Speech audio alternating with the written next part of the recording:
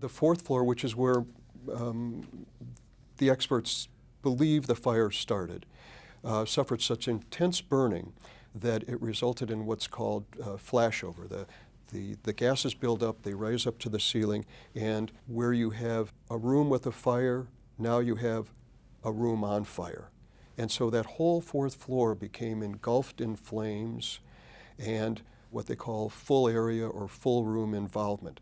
And when that happens, we now know, we didn't know this 42 years ago, we now know that it changes an expert's ability to determine fire patterns, fire growth, fire origination, so that the experts now can't say whether there was 1 or 2 or 3 or 5 points of origin, because it's not possible to reach that conclusion. It's only possible to believe that the fire originated somewhere on the fourth floor. Could have been a room?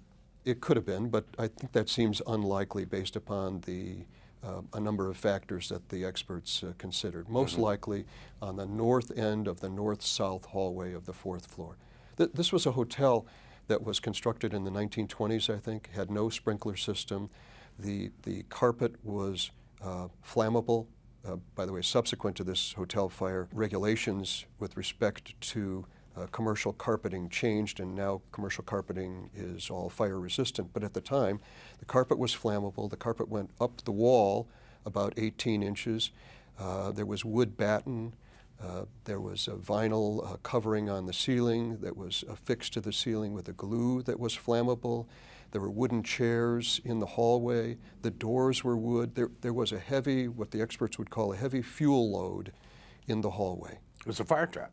Yeah, it was a fire trap. And at each end of that hall was an open stairwell from the 3rd floor to the 11th floor, which acted as chimneys, in effect, providing ventilation, drawing that fire up. That's why it engulfed the 3rd through the 11th floor of the hotel.